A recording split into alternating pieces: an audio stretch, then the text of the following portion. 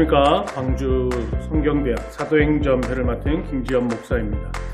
지난까지의 시간이 5강까지로 사울의 회개와 사울의 모습을 계속 살펴볼 수가 있었습니다.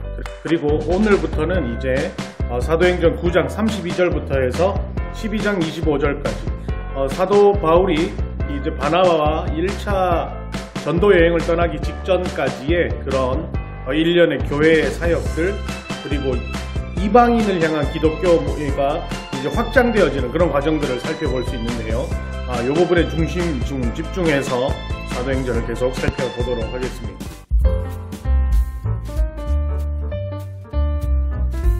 먼저 이 사도행전 6강에서 다룰 인물은 먼저는 베드로입니다. 베드로는 크게 예수님의 제자로 여러 사역들을 감당해 왔습니다.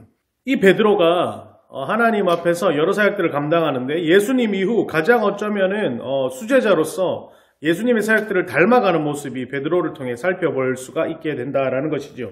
특별히 이 베드로가 환자를 고치고 죽은 이를 살리는 모습이 이제 9장에 드러납니다. 그게 바로 뭐냐면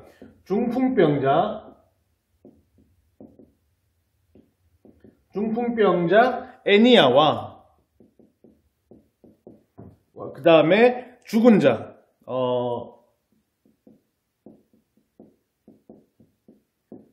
도르가를 살리는 이야기가 바로 이것입니다. 사도행전 9장 32절을 보게 되면 32절을 제가 받들어 읽겠습니다. 그때 베드로가 사방으로 두루 다니다가 루다에 사는 성도들에게 내려갔더니 33절 거기서 애니야라 하는 사람을 만나매 그는 중풍병으로 침상에 누운 지 8해라라고 이야기되고 있습니다. 그런데 이 중풍병자를 낫게 하는 그 포인트가 있어요. 이게 뭐냐면 34절인데요. 베드로가 이르되 애니야야 예수 그리스도께서 너를 낫게 하시니 이거예요. 누구가요? 예수 그리스도께서 낫게 하신다라고 기록되어 있죠. 뭡니까? 치료의 주체가 누구냐라는 것을 분명하게 밝히고 있다라는 것이죠. 누구요? 바로 예수님이 낫게 하신다라는 것이죠. 그러면 이 낫게 하는 이유가 있습니다. 왜 그럴까요? 35절을 보면 이렇게 나와 있죠. 루다와 사론에 사는 사람들이 다 그를 보고 주께로 돌아오니라. 뭐예요? 보게 하심이라는 거죠. 무엇을? 중풍병자. 8년 동안 중풍병을 앓고 있는 이 애니야가 예수 그리스도 이름으로 인해 치료가 되어지는 것을 누구로? 그 지역 사람들로 인해 보게 하게 함이 목적이다라는 것이 분명하게 드러나고 있다라는 겁니다. 그럼 이런 상황을 비슷하게 나와 있는 바로 다음 절에 나와 있는 도르가를 살리는 이야기를 한번 볼까요? 36절을 보게 되면 요빠에 다비다라는 여제자가 있으니 그 이름을 번역하면 도르가라. 다비다라고도 얘기하고 도르가다라고 이야기도 합니다. 선행과 구제하는 일이 심히 많더니 먼저는 이 도르가에 대해서 이야기하고 있죠. 뭐예요? 도르가는 어떤 사람인가? 선행과 구제가 심히 많은 사람이라는 거예요. 괜찮은 사람이다라는 거죠. 그리고 나서 뭐라고 이야기합니까? 이 사람이 쉽게 말하면 죽었어요. 이 사람이 죽었어요. 그런데 여기도 보게 되면은 여기 보면 이렇게 나옵니다. 42절 보세요. 온 요빠 사람이 알고 많은 사람이 주를 믿더라라고 얘기하죠. 여기는 어디예요? 룻가라는 곳이죠. 그리고 여기는 어디예요? 요빠라는 곳이에요. 요빠 이거는 우리가 저기도 들어봤었죠. 요나서에서 다시스로 가기 위해 요빠 그 항구 도시라는 거예요. 룻가와 롯바 이 땅에서 누가 중풍병자 애니야를 사람들을 보게 하셨다. 요빠에서 여기 나오잖아요. 41절 그것을 보고 42절 온 요빠 사람이 알고 많은 사람이 주를 어떻게 믿더라라가 되는 거예요.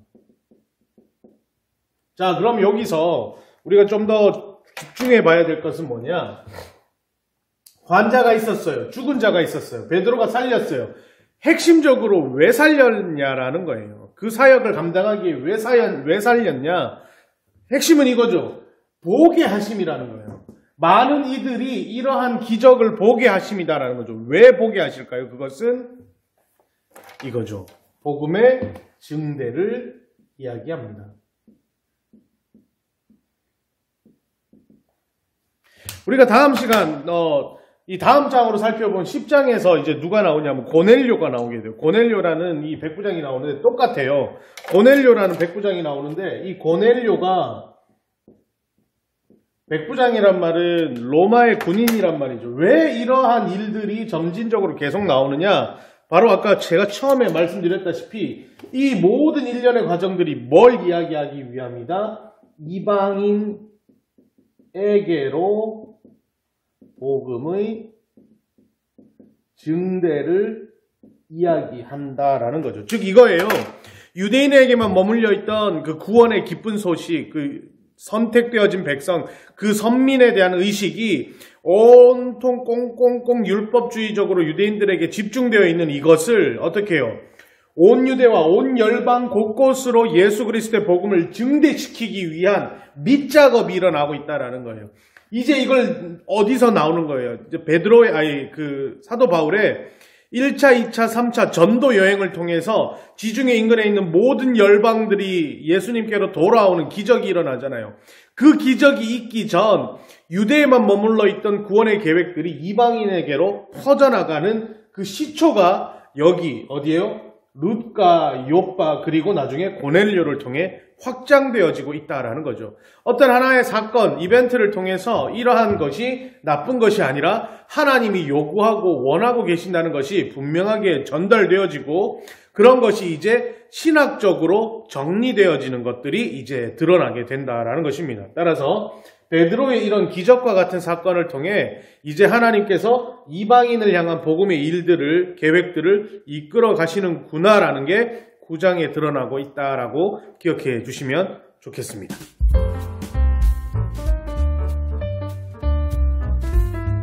자, 이제 10장을 통해 본격적인 이방인의 전도가 어떻게 나타나고 있는지 한번 우리가 살펴볼 필요가 있습니다. 이제 10장은 총 이렇게 세 파트로 구성된다고 보면 되겠습니다. 첫 번째는 고넬료의 등장이에요. 이제 하나님께서 이 고넬료라는 사람을 세우기 위해서 누구를 이용하냐? 베드로를 이용하시죠. 그 장면이 첫 번째. 그리고 두 번째는 이 고넬료에게 복음의 증거가 되는 것이죠. 베드로가 직접 이 집으로 찾아가 고넬료에게 복음을 증거하는 게 바로 이 두 번째. 그리고 세 번째는 뭐냐면요. 이 일로 인해 이방인에 대한 성령 임재가 이 10장의 세 가지가 되겠습니다. 가장 중요한 것은 이 이방인을 향한 하나님의 계획이라고 보면 되는데요. 먼저 고넬료가 어떤 사람인가 이거에부터 우리가 좀 더 살펴볼 필요가 있습니다. 1절부터 2절인데요. 요 구절을 한번 같이 받들어 읽겠습니다. 가이사랴에 고넬료라는 사람이 있으니 이달리아 부대라 하는 군대의 백부장이라 그가 경건하여 온 집안과 더불어 하나님을 경외하며 백성을 많이 구제하고 하나님께 항상 기도하더니 라고 나옵니다. 자, 보세요. 고넬료라는 사람이 있는데 이달리아라는 부대의 백부장입니다. 그리고 성경에 뭐라고 나옵니까? 하나님을 경외하며 또 어떻게 해요? 백성을 구제하고 또 뭐요? 항상 기도하던 사람이다라고 기록되어 있죠. 이런 사람이 누구예요? 이달리아 백부장 고넬료라는 거예요. 엄밀히 말하면 이 사람 뭐예요? 이방인이죠. 이달리아, 오늘 뭐 따지면 이탈리아가 될 수도 있고요. 어쨌든 로마에 있는 백부장이라는 얘기예요. 로마의 백부장인데 이 백부장이 뜻이 뭡니까? 100명을 거느리는 장군이에요. 로마에 있어서 가장 핵심적인 것이 뭐냐면 이 바로 이 백부장. 이 백부장들이 로마 군대의 중심이 되죠. 이들이 모여 로마의 강력한 군권을 만드는 거예요. 근데 이 사람이 이방인이에요. 근데 이 사람이 뭐예요? 놀랍게 하나님을 경외하고 구제하고 기도를 열심히 하는 사람이다라고 성경에 먼저 기록되어 있죠. 다시 말하면 이건 무엇을 의미합니까? 고넬료는 어떤 사람? 충분히 하나님을 인정하는 사람이라는 거죠.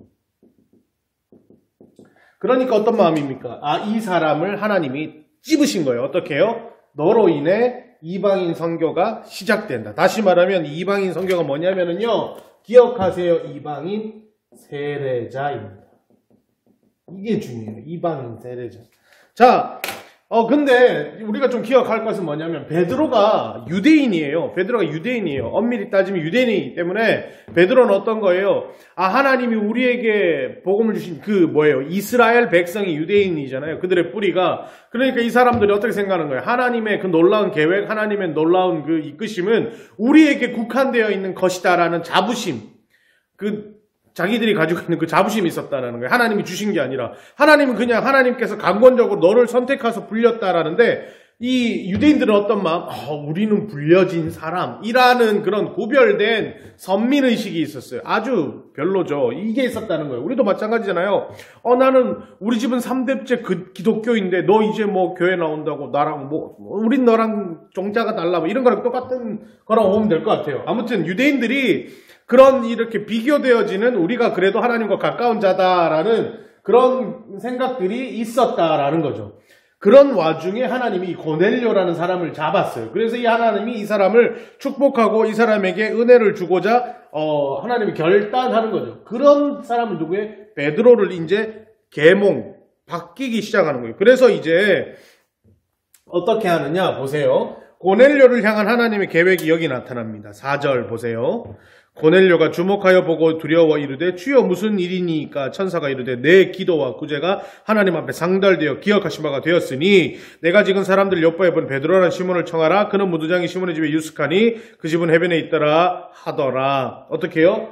베드로를 불러라. 너가 무엇을 구제하고 기도하는 것을 하나님이 충분히 알고 계시니 이제 너를 축복하고자 하는 하나님의 계획이 있다라는 걸 고넬료에게 천사가 나타나서 알려주는 거죠. 그리고 이제 베드로가 이제 환상을 봅니다. 이 환상이 뭐냐? 이제 이 환상이 좀 중요하죠. 이게 뭡니까? 베드로 환상이 뭐예요? 베드로 환상이 뭐냐면 보자기가 있어요. 제가 그림을 못 그려도 좀 이해하세요. 이렇게 보자기가 네 귀퉁이를 올려 세운 보자기. 너무 좀 그런데 아무튼 이 보자기예요. 보자기 이렇게 귀퉁이가 이렇게 올라가 있는 보자기, 이렇게 끈이 이렇게 달려가 있겠죠? 또 비슷한 것 같기도 하고요. 여기 안에 뭐가 들었느냐? 12절 말씀에 여기 나옵니다. 땅에 있는 각종 네 발 가진 짐승과 기는 것과 공중에 나는 것들이 있더라라는 겁니다. 이 보자기 안에 뭐가 들었어요? 짐승, 그리고 뭐예요? 기는 것, 그리고 뭐예요? 나는 것. 그죠? 이것들이 각종 이런 것들이 들어있는 보자기를 이렇게 잡아 이렇게 쭉 내리면서 이걸 뭐라고 얘기하는 거예요? 베드로한테 하나님이 뭐라는 거예요? 먹어라 라고 이야기하죠. 그런데 이때 베드로가 뭐라고 얘기합니까? 이거 한번 볼까요? 14절 베드로가 이르되 주여 그럴 수 없나이다. 속되고 깨끗하지 아니한 것을 내가 결코 먹지 아니었나이다 한데 이거예요. 뭐예요? 베드로에게 있는 생각이 뭐예요? 유대인에게는 뭐가 있어요? 율법이 있어요. 이 율법이 뭐냐? 부정하고 더러운 것 어떻게 먹지 말라 이거예요. 이거 어디 나와요? 레위기에 나오죠. 이걸 누가 알아요? 베드로가 아는 거예요. 그러니까 베드로가 이거 먹으라는 거, 짐승이 있는데 부정한 것도 있고 기는 것 뭐예요? 뱀, 이런 거, 도마뱀 먹지 말라 하잖아요. 나는 것 중에 또 여러 가지 있어요. 박쥐, 못 먹는 거 많아요. 짐승 중에 돼지도 못 먹잖아요. 요즘 없어서 못 먹는 돼지를 그때는 못 먹겠어요. 이게 쪽갈라졌다라고 해서. 아무튼 이런 레위기에서 말하는 부정한 것들, 먹지 말라는 것들, 주님 내가 지금까지 이거 안 먹고 살았는데 이 부정한 거 나보고 먹으라면 어떡합니까? 나 안 먹을랍니다. 이렇게 베드로가 말하죠. 그때 핵심이 뭐냐? 15절 이거 별표 치시고 읽으세요. 뭐예요? 하나님이 깨끗하게 하신 것을 내가 속되다 하지 말라. 바로 이거예요. 하나님이 깨끗하다 한 것 너가 속되다 하지 말라라는 거예요. 결단과 결정의 주체가 누구라는 거예요? 하나님이라는 거죠. 너가 아니라는 거예요. 하나님께서 먹으라 했으니 너는 어떻게 먹으면 된다라는 거예요. 이게 바로 율법에 사로잡혀 있던 유대인에게 대한 하나님의 정확한 이야기죠. 뭐예요? 내가 너 율법을 준 이유가 뭐예요? 이 율법을 통해서 하나님을 떠나지 말고 너가 나를 사랑하면 좋겠다라는 하나님 메시지가 이 율법 속에 달려 있는 거죠. 근데 유대인은 어떻게 해요? 율법이 곧 하나님인 것처럼 그것만 붙들고 있는 거예요. 야, 이거 먹으면 안 돼, 먹으면 안 돼, 이러고 있는 거예요. 근데 하나님이 먹으라 그랬어요. 근데 이 먹으면 안 돼, 먹으면 안 돼, 먹지 말라 했잖아요. 지금 내 눈앞에 보이는 하나님이 먹으라 하는데 먹지 말라고 정해놓은 그 법령에 얽매여서 눈앞에 있는 하나님을 못 보는 거죠. 이게 유대인들의 결정적 오류예요. 마찬가지죠. 이방인을 향한 세례를 왜 못 받아들이는 거예요? 이방인을 향한 선교를 왜 못 받아들이는 거예요? 우리만 구원받는 존재인데 왜 저들이 받아야 됩니까? 구별되고 우리가 스스로 거룩하다 얘기하는 거. 그건 뭐예요? 하나님이 제일 싫어하는 거죠. 그러니까는 뭐라 그럽니까? 내가 깨끗하다는 걸 너가 왜 속되다고 결정하느냐? 너는 판단의 주체가 아니다. 판단의 주체는 누구요? 하나님. 그러니까 어떻게? 먹으라. 베드로가 이걸 이야기한 거예요. 이 환상을 본 거예요. 그리고 이제 누구요? 베드로는 누가? 고넬료가 어디에 여기 나오잖아요. 무두장이 시몬의 집에 유숙하고 있는 그 베드로를 고넬료에게 천사가 나타나서 불러들이라는 거죠. 그래서 어떻게 이 베드로가 이런 환상을 보고 어디로 가는 거예요? 고넬료 집으로 가는 거예요. 이게 이제 두 번째 포인트죠. 그래서 이제 23절 하반절에 이렇게 납니다. 이튿날 일어나 그들과 함께 갈새 요빠에서 온 어떤 형제들도 함께 가니라. 24절 이튿날 가이사랴에 들어가니 고넬료가 그의 친척과 가까운 친구들을 모아 기다리더니 25절 마침 베드로가 들어올 때 고넬료가 맞아 발 앞에 엎드려 절하니 26절 베드로가 일으켜 이르되 일어서라 나도 사람이라 하고 27절 더불어 말하여 들어가 여러 사람이 모인 것을 보고 28절 이르되 유대인으로서 이방인과 교제하며 가까이 하는 것이 위법인 줄을 너희도 알거니와 하나님께서 내게 지시하사 아무도 속되다 하거나 깨끗하지 않다 하지 말라 하시기로 부름을 사용하지 아니하고 왔노라. 묻노니 무슨 일로 나를 불렀느냐라고 말하는 거죠. 요 부분이 이해 잘 되시죠? 유대인의 법에 이방인이랑 섞이지도 말라 했는데 내가 그런 법도 있지만 베드로가 이제 깨달았잖아요. 알아차렸잖아요. 그게 뭐예요? 28절 다시 볼까요? 유대인으로서 이방인과 교제하며 가까이 하는 것이 위법인 줄은 너희도 이방인 고넬료도 알고 있거니와 하나님께서 내게 지시하사 아무도 속된 것 뭐예요?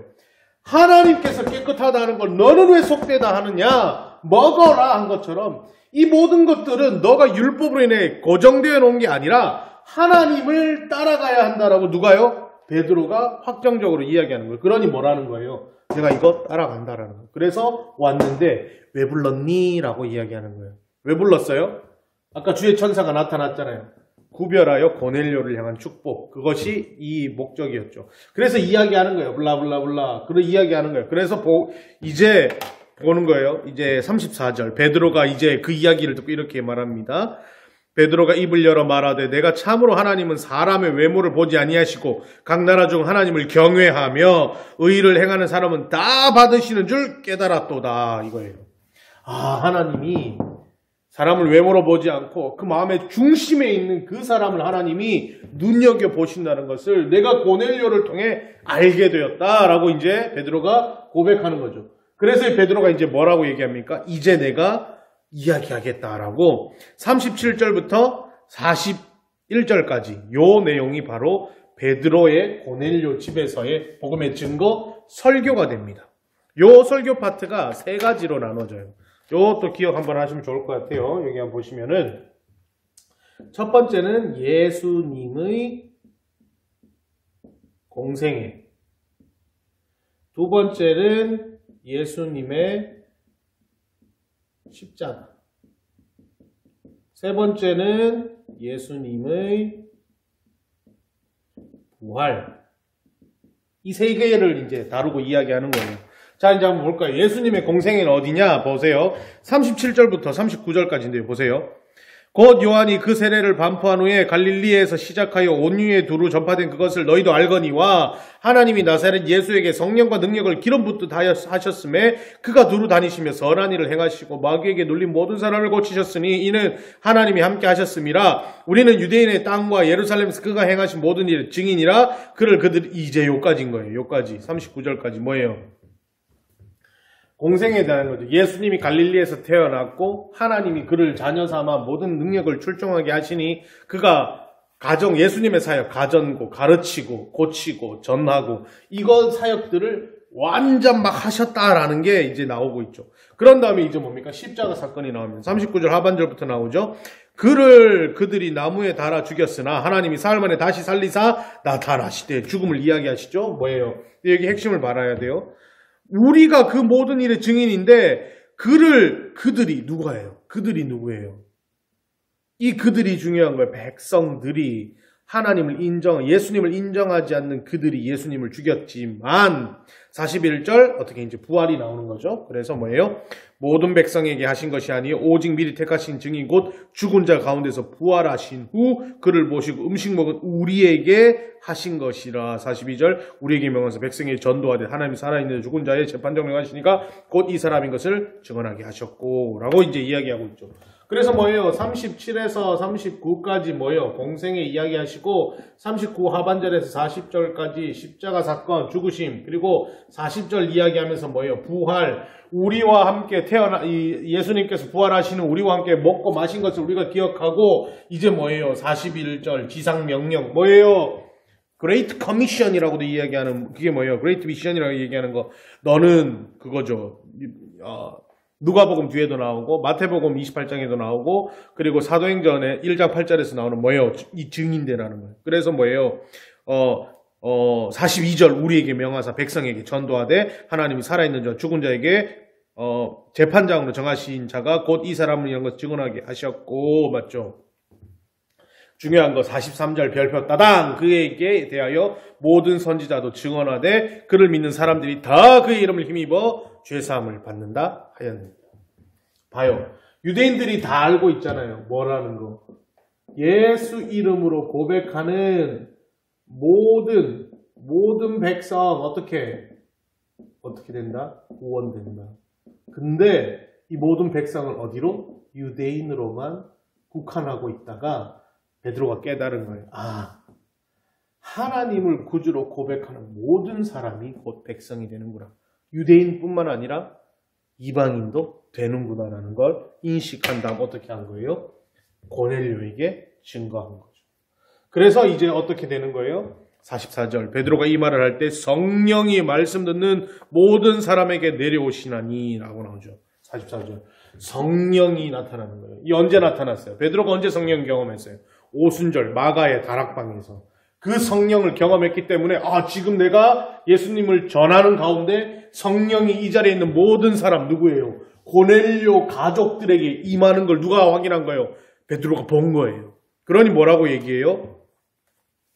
46절 이는 방언을 말하며 하나님을 높임을 들음이러라. 47절 어떻게 해요? 이에 베드로가 이르되 이 사람들이 우리와 같이 성령을 받았으니 누가 능히 물로 세례를 베풀을 그 말이요? 48절 명하여 예수 그리스도 이름으로 세례를 베풀라 하리니 아니라 그들이 베드로에게 며칠 더 머물기를 청하더라. 이거예요.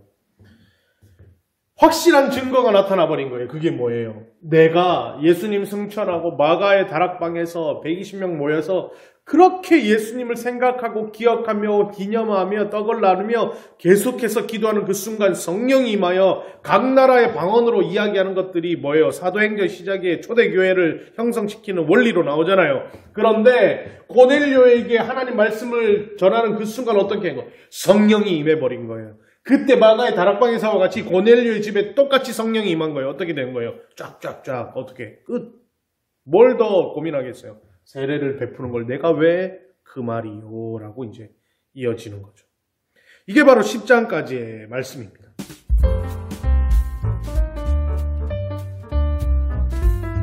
이제 이후에 나오는 11장과 12장은 이러한 내용의 이제 추가적인 설명이라고 보면 될 것 같아요. 특별히 이제 11장은 제가 11장과 12장에 대해서 좀 한꺼번에 좀 같이 가도록 하려고 하는데 11장부터 먼저 갈게요. 11장은 이제 뭐냐면 베드로가 이제 고넬료에게 세례를 베풀었는 거예요. 그래서 이제 베드로가 이제 이러한 걸 가지고 어디로 가느냐? 예루살렘으로 가는 거예요. 이걸 그냥 우리가 흔히 이제 예루살렘 공회라고 얘기하는데 뭐냐면 오늘날로 따지면은 총회라든지 노회 같은 개념이 되는 거죠. 근데 예루살렘 같은 경우에는 가장 완성된 기관이었기 때문에 총회라고 보면 되겠죠. 뭐예요? 율법에 경해져 있는 거 뭐라고? 이방인 가까이 하지 말고 유대인만 있으라는. 그런데 이 율법을 어떻게 한 거예요? 베드로가 쉽게 말하면 어긴 거죠. 그러니까 소문이 날 거 아니에요. 야, 베드로가 이방인한테 세례 줬대. 이제 난리가 난 거죠. 그래서 베드로가 어디 쉽게 말하면 예루살렘 호출 가서 이제 보고하는 거예요. 그 보고 내용이 뭘까요?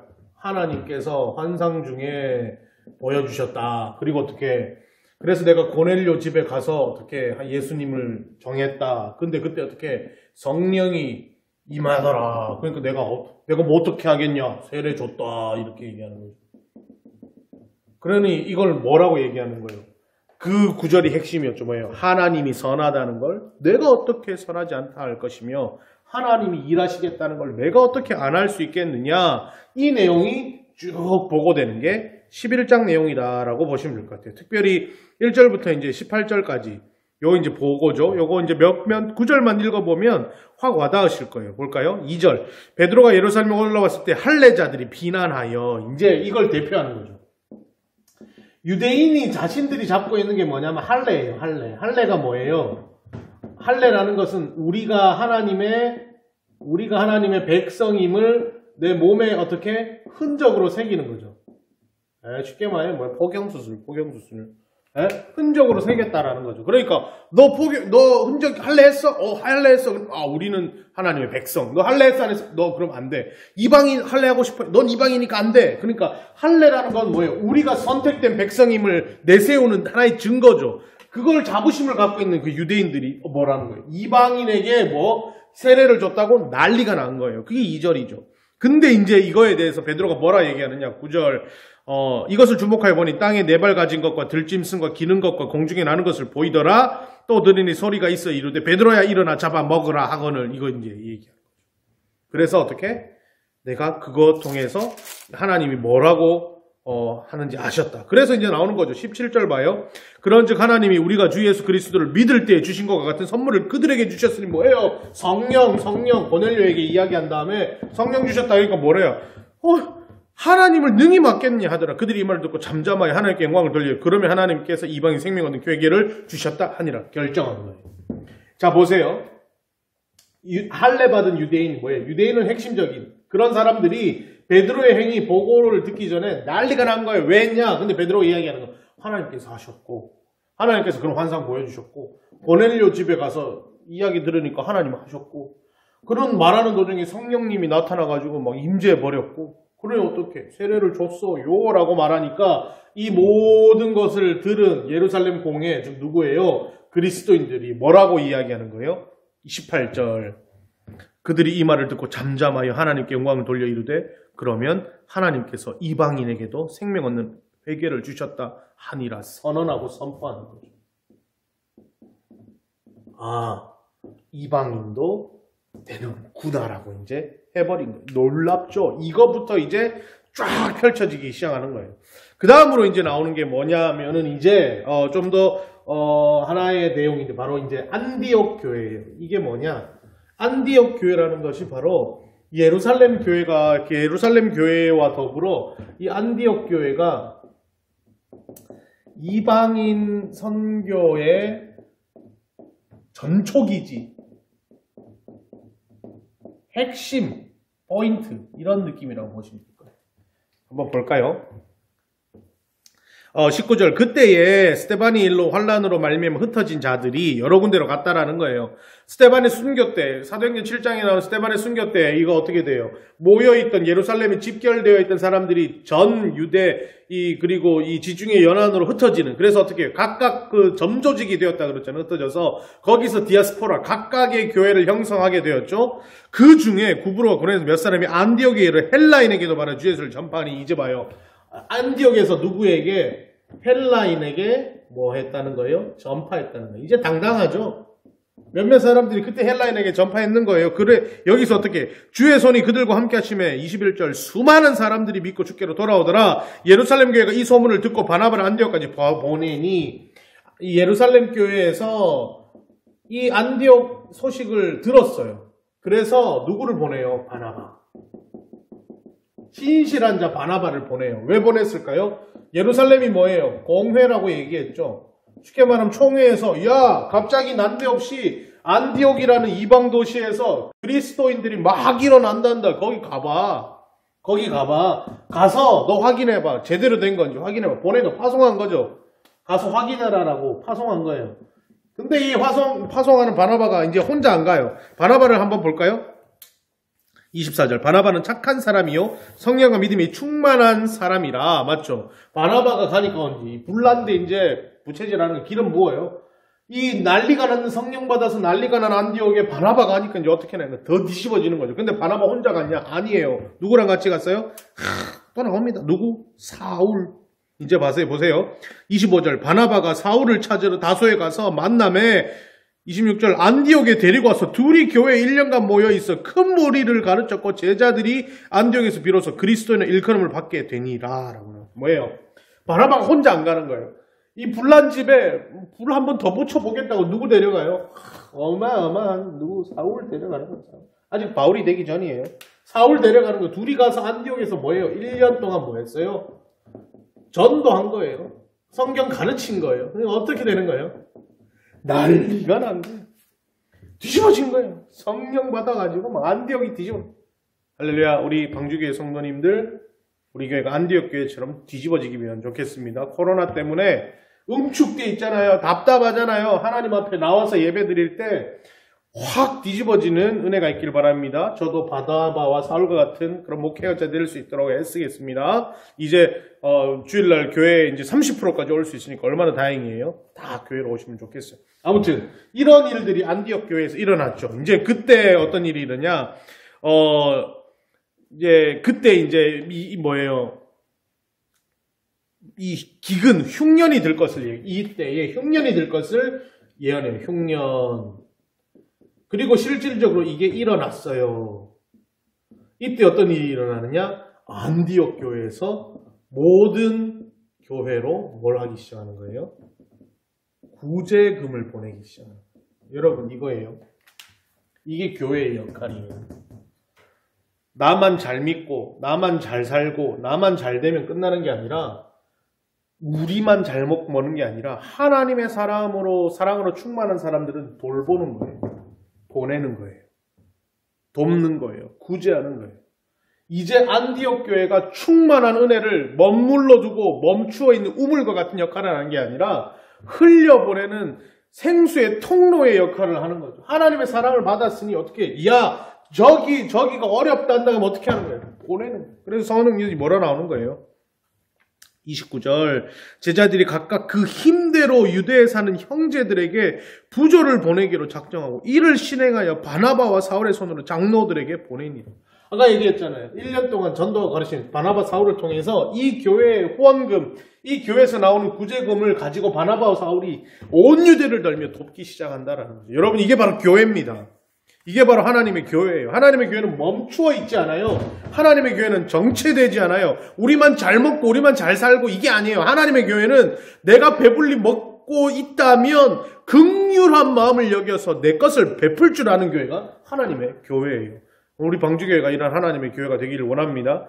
구제금 방주교회에서 많이 주잖아요. 그걸 통해서 널리 이 어렵고 힘든 이웃들에게 전해야 됩니다. 그들에게 다 전해주도록. 자, 이게 바로 이제 11장입니다. 12장은요, 이제 하나의 사건으로 인해서, 이제 진짜 이 유대 땅, 원유대로 이제 핍박과 이런 상황 속에서 더 널리 이제 복음이 증대되는 하나의 이야기들이 나오는 거예요. 그게 뭐냐면 이제 헤롯 사건인데요. 성경 보시면 12장 1절에 그때에 헤롯 왕이 손을 들어 교회 중에 몇 사람을 해하려고 하여 나오죠. 이게 뭐냐면 헤롯이라는 사람이 이제 기독교 탄압을 시작하는 거예요.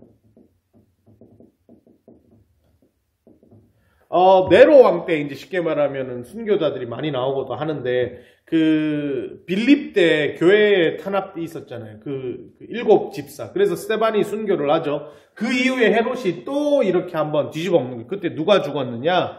야고보가 순교하게 됩니다. 이 야고보는 누구냐면 야고보는 성경에 2명이 나와요. 첫 번째는 뭐냐면 12제자 야고보. 그리고 두 번째는 뭐냐? 예수 형제 야고보. 열두 제자 야고보는 베안야요 나오죠. 그때 야고보예요. 누구냐? 요한의 형제 야고보고 예수 형제 야고보는 이 야고보는 초대교회의 기둥과 같은 이 역할을 감당한 야고보가 예수 형제 야고보예요. 그래서 예루살렘 교회의 사역자가 이 야고보고요. 지금 성경에서 말하는 순교한 야고보는 열두 제자 요한의 형제 야고보입니다. 그래서 2절 보게 되면 요한의 형제 야고보를 칼로 죽이니 순교가 일어나는 거예요.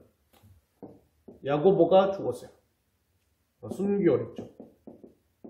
근데 실질적으로 이 지금 활동함에 있어서 가장 핵심적 활동자는 누구예요? 아직은 바울이 아니에요. 사울에서 바울로 바뀌면서 이 사울의 활동이 증대되기 시작하는데 지금은 아직 그때가 아니라 지금은 누가? 이때 당시에는 누구예요? 베드로죠.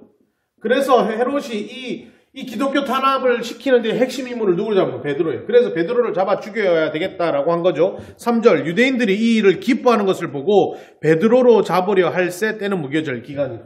베드로 잡는 걸 누가 좋아해요? 유대인이 좋아해요. 왜요? 유대인들은 또 이야기하죠. 율법자. 자기들에게만 있는 은혜가 베드로를 통해 누구에게 이방인의 증거되는 것을 참지를 못하는 거죠. 그래서 어떻게? 죽여라 하는 거예요. 근데 때는 무교절이라. 무교절이 뭐예요? 유대인의 3대 절기죠. 무교절은 유대인의 3대 절기죠. 그러니까 이때 함부로 사람을 죽이지 않는 거예요. 그래서 베드로를 어떻게? 감옥에 가둬요. 뭔가 스토리가 나오죠? 베드로가 감옥에 가둬요. 감옥에서 베드로가 죽을까요? 안 죽을까요? 죽으면 사도행전 여기서 끝 이런 느낌이죠. 근데 안 죽죠. 어떻게 됩니까? 구출해내죠.